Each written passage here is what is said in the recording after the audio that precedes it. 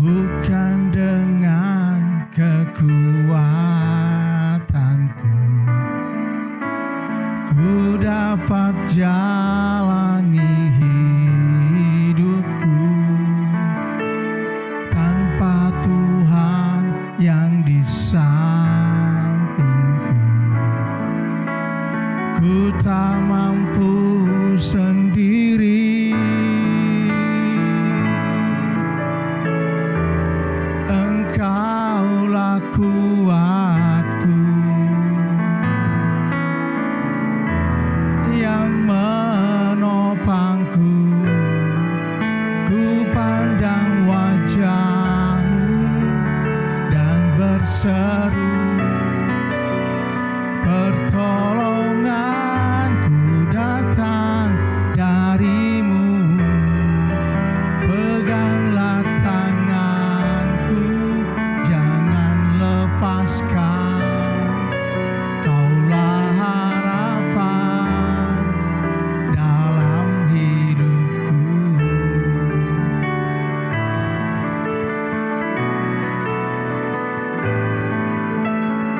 Bukan dengan kekuatanku ku dapat jalani hidupku tanpa Tuhan yang di sampingku. Ku tak mampu sendiri, Engkaulah kuatku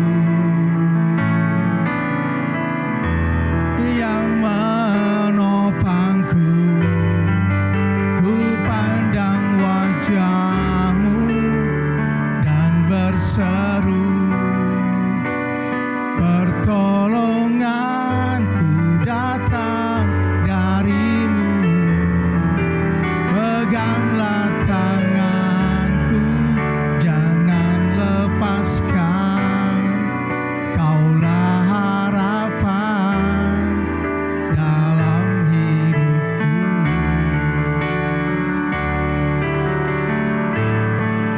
Ku pandang wajah-Mu dan berseru, pertolonganku datang dari-Mu. Peganglah tanganku, jangan lepaskan, Kaulah harapan dalam hidupku. Kaulah harapan dalam hidupku. Kaulah harapan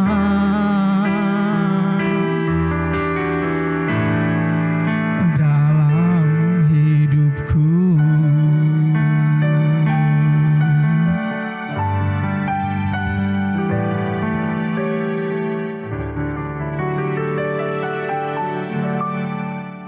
Haleluya, jumpa lagi dengan saya dalam program pendalaman Alkitab, khususnya kitab Daniel.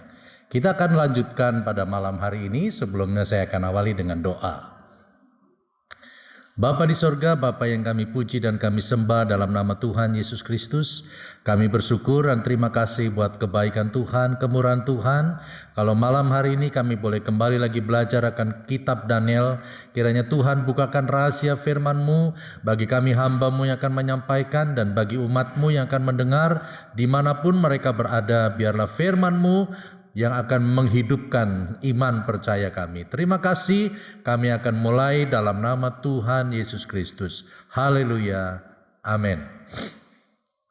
Puji Tuhan, minggu yang lalu kita sudah sampai kepada Patsal 3 ayat yang ke-6, berbicara mengenai hubungan pemujaan dengan musik, bahwa segala sesuatu ada karena Tuhan, termasuk musik. Tapi karena seorang malaikat yang karena kesombongannya merasa lebih tinggi dari Tuhan, sang pencipta itu, maka dia dibuang dan jadilah Lucifer. Dalam Yesaya 14 ayat yang ke-11, Ke dunia orang mati sudah diturunkan kemegahanmu, dan bunyi gambus-gambusmu, ulat-ulat dibentangkan sebagai lapik tidurmu, dan cacing-cacing sebagai selimutmu. Wah, engkau sudah jatuh dari langit, hai bintang timur putra fajar, engkau sudah dipecahkan dan jatuh ke bumi, hai yang mengalahkan bangsa-bangsa. Jadi bintang timur yang dimaksud di sini adalah Lucifer, dan Lucifer tubuhnya mengeluarkan musik. Dan minggu lalu kita juga sudah sampaikan mengenai bapa musik dunia, yaitu Yubal, yang tertulis dalam Kejadian 4 ayat 21. Nama adiknya ialah Yubal, dialah yang menjadi bapa semua orang yang memainkan kecapi dan suling, ya. Musik-musik dunia pada saat ini banyak mengikat, bahkan bisa membuat orang jauh dari Tuhan, ya. Musik dijadikan sarana untuk memuji dan memuja setan, ya. Bahkan lagu-lagu sekuler juga sangat bisa mempengaruhi hati. Jadi musik itu punya pengaruh yang sangat luar biasa, bahkan orang yang mendengar musik itu akan terbawa dengan perasaannya. Ketika perasaannya tersentuh oleh musik-musik rohani, maka orang itu akan menyembah kepada Tuhan, akan mengagungkan Tuhan. Tetapi sebaliknya, ketika orang mendengar musik-musik duniawi yang bisa saja orang mendengar musik bisa menangis, mendengar musik dia kepikiran terus kemana-mana, ya. Misalnya lagu-lagu sekuler, lagu tentang gelas-gelas kaca misalnya, ya, lagu-lagu tentang pulangkan saja. Akhirnya para penyanyi yang menyanyikan itu terbawa dengan lagu itu. Artinya musik itu bisa menghipnotis, ya. Nah, kekuatan musik dunia akan menjerat orang-orang untuk memuja kepada iblis, ya. Kenapa musik memiliki pengaruh yang kuat dalam kehidupan? Karena musik adalah bahasa jiwa. Jadi ketika orang mendengar musik, jiwanya akan terpengaruh, ya. Jadi musik sedih bisa membuat orang menangis. Musik bahagia, musik bersukacita, orang bisa bersorak-sorai, ya. Jadi musik itu adalah merupakan bahasa jiwa. Nah, sedangkan musik dunia memiliki kecenderungan, ya.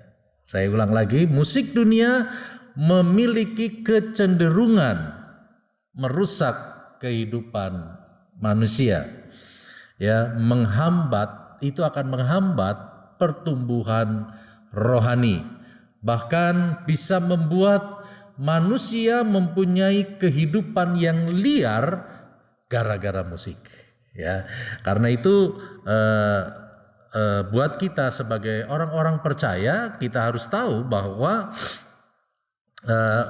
kita harus mempersembahkan tubuh kita, karena mempersembahkan tubuh itu adalah ibadah, ya. Jadi kita harus perhatikan bagaimana dengan kehidupan kita, tubuh kita.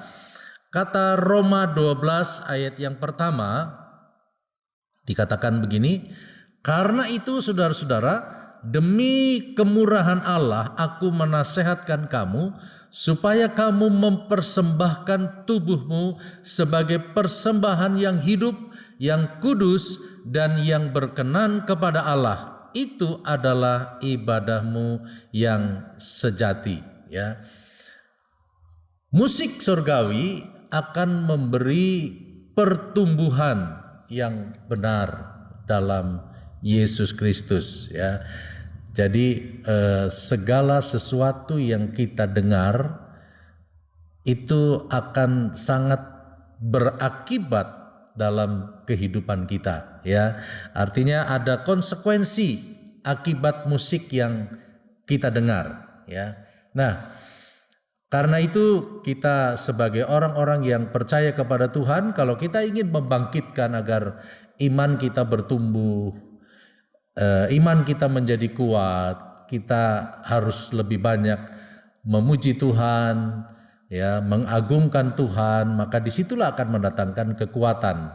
Dengan musik apapun yang kita bisa pakai, ya, ketika kita gunakan untuk memuliakan Tuhan, maka iman percaya kita akan semakin bertumbuh. Baiklah, kita akan masuk kepada ayat yang ke-7 dari Daniel pasal 3. Berbunyi demikian. Sebab itu demi segala bangsa mendengar bunyi sangkakala, seruling, kecapi, rebab, gambus, dan berbagai-bagai jenis bunyi-bunyian, maka sujudlah orang-orang dari segala bangsa, suku bangsa dan bahasa, dan menyembah patung emas yang telah didirikan Raja Nebukadnezar itu. Ini yang saya katakan tadi bahwa begitu besar pengaruh dari musik. Karena itu Raja Nebukadnezar memanfaatkan musik, ya, atau alat musik. Ketika alat musik dibunyikan untuk mengumpulkan segala bangsa, segala suku bangsa dan bahasa untuk menyembah kepada patung. Ya, jadi alat musik itu yang digunakan untuk mengumpulkan segala bangsa. Ya, bagi Daud alat musik dan memuji Tuhan itu sangat penting, ya. Karena itu saudara-saudara, dalam sebuah ibadah saya seringkali mengingatkan jangan kita hanya mau mendengar firman, tetapi sangat lengkap ketika kita beribadah kepada Tuhan, kita diawali dengan menyembah kepada Tuhan, memuji kepada Tuhan. Itu seperti membuka hati kita, dipersiapkan untuk kita menerima firman Tuhan, ya. Sehingga ketika firman Tuhan ditaburkan, hati kita sudah terbuka karena kita sudah menyembah Tuhan, ya, dengan alat musik yang ada, dengan alat musik yang dimainkan oleh pemain musik, itu dapat membawa jiwa kita untuk datang kepada Tuhan, memuliakan dan menyembah kepada Tuhan. Nah, bagi Daud, saya katakan Daud itu orang yang sangat konsen dengan alat musik, orang yang sangat konsen dengan puji-pujian dan penyembahan kepada Allah. Kita lihat sampai sejauh mana Daud sebagai orang yang konsen kepada musik, ya. Saya akan baca dalam 1 Tawarik pasal 23 ayat yang ke-5.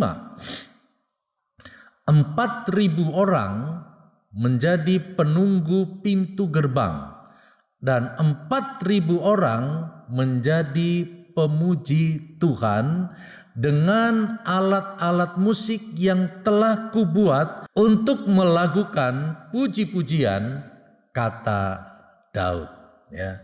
Saudara, kita bisa bayangkan Daud punya pemain musik jumlahnya 4.000 orang, ya, dengan alat-alat musik yang tentu punya karakter yang berbeda-beda, ya.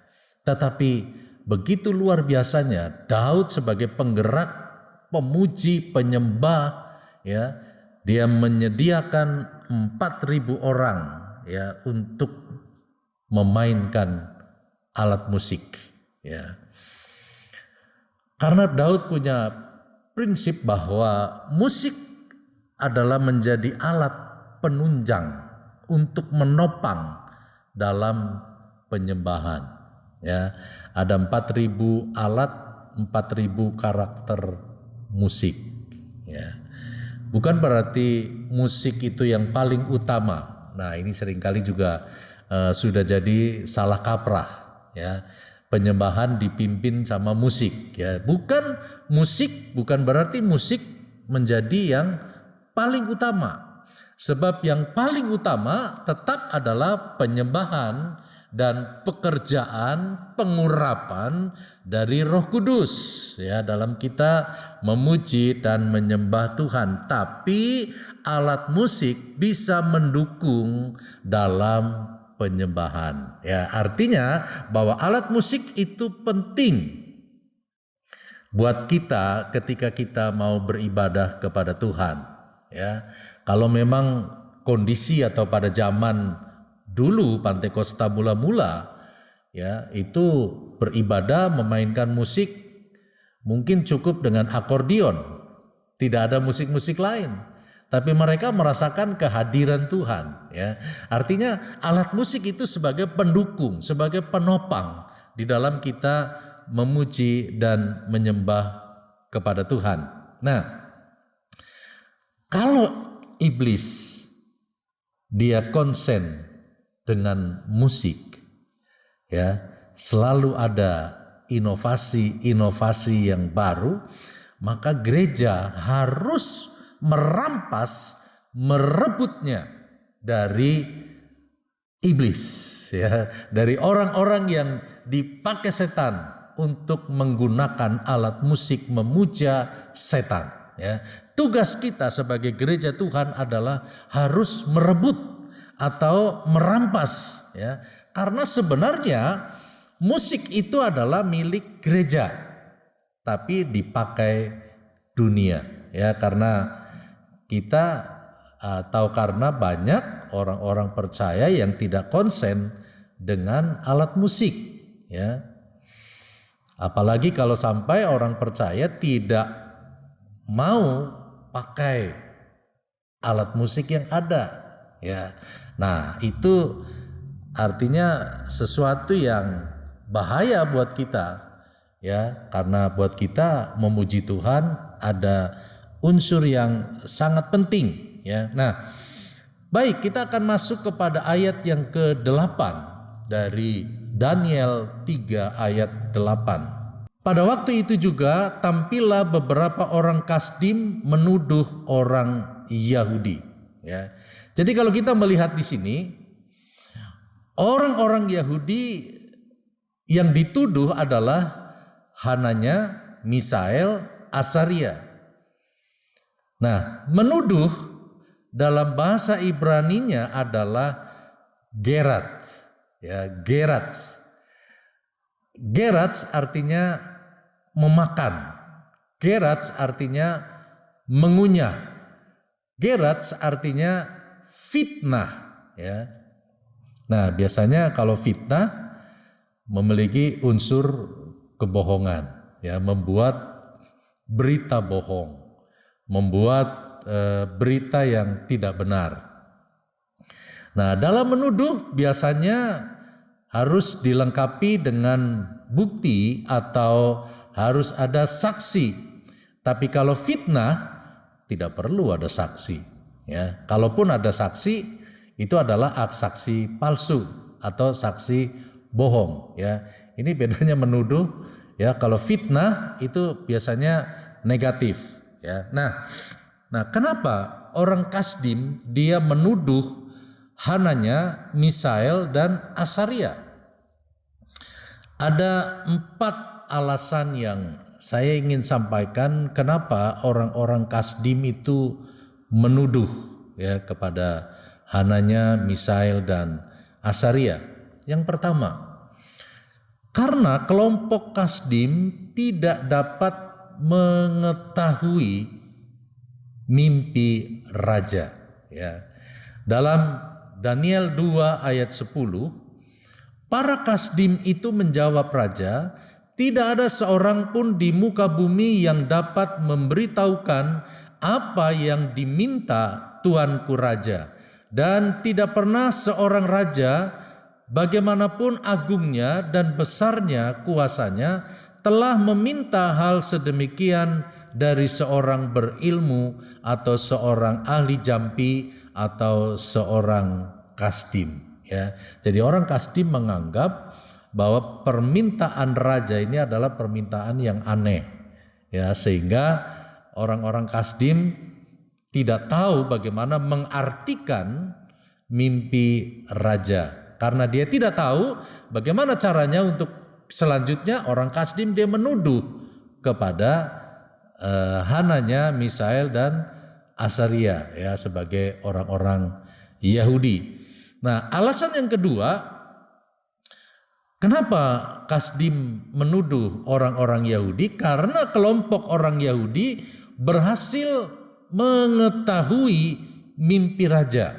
Ya, itu ditulis dalam Daniel 2 ayat 47. Berkatalah raja kepada Daniel, sesungguhnya Allahmu itu Allah yang mengatasi segala Allah dan yang berkuasa atas segala raja dan yang menyingkapkan rahasia-rahasia, sebab engkau telah dapat menyingkapkan rahasia itu. Ya, jadi pujian ini disampaikan kepada orang-orang Yahudi, ya, khususnya kepada Daniel. Dia berkata bahwa Allahmu itu Allah yang mengatasi segala Allah, karena berkuasa atas segala raja dan yang menyingkapkan rahasia-rahasia. Ya, mimpi Raja Nebukadnezar ya telah dibukakan kepada Daniel dan Daniel sampaikan itu kepada raja. Lalu alasan yang ketiga, kenapa orang Kasdim dia menuduh? Yang ketiga, karena kelompok orang Yahudi diberi jabatan. Ya, terjadi sebuah perubahan status yang sangat dramatis. Ya, kenapa? Karena dari budak, dari tawanan menjadi penguasa. Ya, jadi dalam tanda petik ada unsur iri hati, makanya dia tuduhkan semuanya kepada orang-orang Yahudi. Lalu yang keempat, karena orang Yahudi tidak jadi dihukum, ya, tapi justru menjadi penyelamat, ya, menjadi penyelamat. Bahkan para ahli pun yang harusnya kena hukuman setelah dibukakan rahasia mimpi itu, maka para ahli pun tidak jadi dibinasakan. Ya, artinya diselamatkan oleh hikmat yang Tuhan berikan kepada Daniel, Sadrak, Mesak, dan Abednego.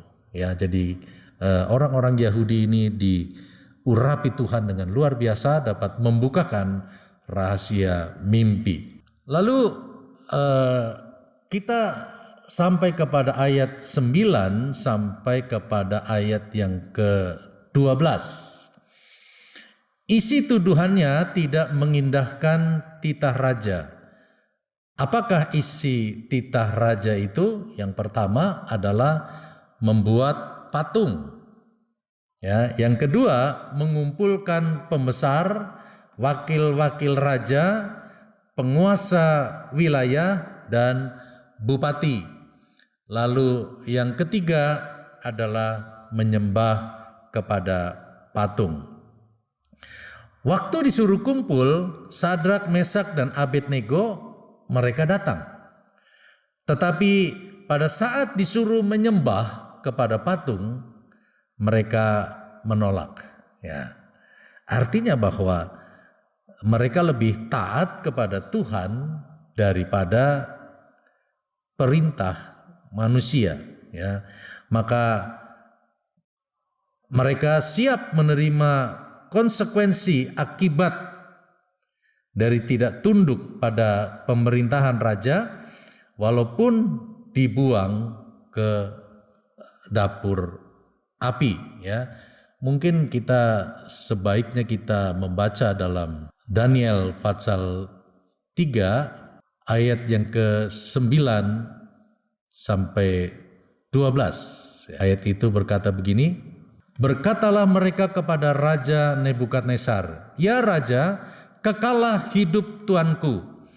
Tuanku Raja telah mengeluarkan titah bahwa setiap orang yang mendengar bunyi sangkakala, seruling, kecapi, rebab, gambus, serdam, dan berbagai-bagai jenis bunyi-bunyian harus sujud menyembah patung emas itu. Dan bahwa siapa yang tidak sujud menyembah akan dicampakkan ke dalam perapian yang menyala-nyala. Ada beberapa orang Yahudi yang kepada mereka telah Tuanku berikan pemerintahan atas wilayah Babel, yakni Sadrak, Mesak, dan Abednego, orang-orang ini tidak mengindahkan titah Tuanku, ya Raja. Mereka tidak memuja dewa Tuanku dan tidak menyembah patung emas yang telah Tuanku dirikan. Ya, nah itu isi titah raja yang pada akhirnya Daniel, Sadrak, Mesak, dan Abednego tidak mengikuti, ya, tidak melakukan perintah raja, titah raja untuk menyembah kepada patung, ya. Tetapi ketika diundang untuk dikumpulkan, mereka datang. Tapi untuk menyembah mereka menolak, ya. Baik, kita akan sampai kepada Daniel pasal 3 ayat yang ke-13. Daniel 3 ayat 13 sampai 23 adalah bicara mengenai kualitas iman yang sempurna. Kondisi seperti di Babel ini yang diperlukan bagi orang percaya adalah memiliki kualitas iman. Raja Nebukadnezar adalah prototip dari apa yang akan dilakukan antikris, ya. Apa yang dilakukan Sadrak, Mesak, dan Abednego menunjukkan bahwa mereka memiliki kualitas iman. Proses demi proses membuat mereka lebih kuat di dalam iman. Kita akan baca ayat yang ke-13 dari pasal 3, Daniel 3 ayat 13. Sesudah itu Nebukadnezar memerintahkan dalam marahnya dan geramnya untuk membawa Sadrak, Mesak, dan Abednego menghadap. Setelah orang-orang itu dibawa menghadap raja, ayat 14, berkatalah Nebukadnezar kepada mereka, apakah benar, hai Sadrak, Mesak, dan Abednego, bahwa kamu tidak memuja dewaku dan tidak menyembah patung emas yang didirikan itu? Ya, sampai di situ pembacaan. Dan saudara-saudara, kalau kita melihat ketika Sadrak, Mesak, dan Abednego ini dipanggil oleh raja, tentu mereka punya perasaan yang segala macam mungkin dipikirkan apa yang akan dilakukan raja, ya. Dan karena kalau sesuai dengan titah yang sudah diberikan, siapa saja yang tidak mau menyembah maka dia akan dihukum, ya. Nah, untuk membandingkan ayat ini, saudara, kita bisa membaca dari Ibrani pasal 12 ayat yang pertama sampai kepada ayat yang ketiga. Ibrani 12 ayat yang pertama sampai kepada ayat yang ketiga. Karena kita mempunyai banyak saksi bagaikan awan yang mengelilingi kita, marilah kita menanggalkan semua beban dan dosa yang begitu merintangi kita, dan berlomba dengan tekun dalam perlombaan yang diwajibkan bagi kita. Marilah kita melakukannya dengan mata yang tertuju kepada Yesus yang memimpin kita dalam iman dan yang membawa iman kita itu kepada kesempurnaan, yang dengan mengabaikan kehinaan tekun memikul salib, ganti sukacita yang disediakan bagi Dia yang sekarang duduk di sebelah kanan tahta Allah. Ingatlah selalu akan Dia yang tekun menanggung bantahan yang sehebat itu terhadap dirinya dari pihak orang-orang berdosa, supaya jangan kamu menjadi lemah dan putus asa. Ya, saudara-saudara, ayat-ayat ini begitu menguatkan kita. Ayat-ayat ini yang juga tentu menjadi pegangan, isi dari ayat-ayat ini menjadi pegangan bagi Sadrak, Mesak, dan Abednego yang memposisikan dirinya sebagai orang-orang percaya yang dikelilingi oleh banyak saksi, ya, seperti awan yang mengelilingi mereka, ya. Karena itu hidupnya itu, ya seolah-olah menjadi penentu bagi banyak orang. Ya, karena itu tadi dalam Ibrani juga dikatakan, marilah kita melakukan dengan mata yang tertuju kepada Yesus. Ya, Sadrak, Mesak, dan Abednego itu mengarahkan pandangannya kepada Tuhan yang memimpin dari iman kepada iman, ya, membawa iman itu kepada kesempurnaan. Ya, jadi saya kira Ibrani 12 ayat 1 sampai 3 ini tepat sekali buat pendirian daripada Sadrak, Mesak, dan Abednego ketika menghadapi tantangan harus menyembah kepada patung dengan satu konsekuensi, kalau tidak akan dimasukkan ke dalam api yang menyala-nyala. Ya, nah saudara-saudara, kita akan melihat bagaimana kualitas iman dari Sadrak, Mesak, dan Abednego yang sangat luar biasa dan menjadi dorongan buat kita sebagai orang-orang yang percaya kepada Tuhan.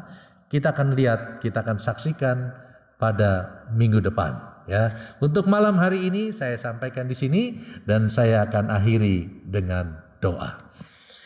Kami bersyukur dan terima kasih ya Tuhan.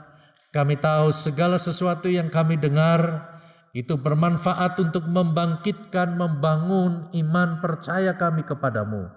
Karena dengan kami mendengar apa yang dilakukan Sadrak, Mesak, dan Abednego, mereka tetap berdiri teguh kepada iman percayanya kepadamu, sehingga mereka tidak mau hidup menyimpang untuk menyembah kepada patung yang diperintahkan oleh raja.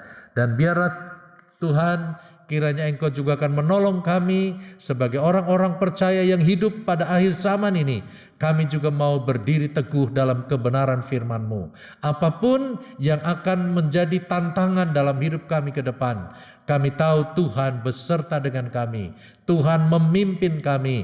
Kami yakin Tuhan akan menolong kami sebagaimana Tuhan menolong Sadrak, Mesak, dan Abednego. Tuhan juga akan menolong kami semua. Terima kasih Tuhan, kami mengakhiri malam hari ini dalam nama Tuhan Yesus Kristus. Haleluya. Amin. Selamat malam, Tuhan memberkati.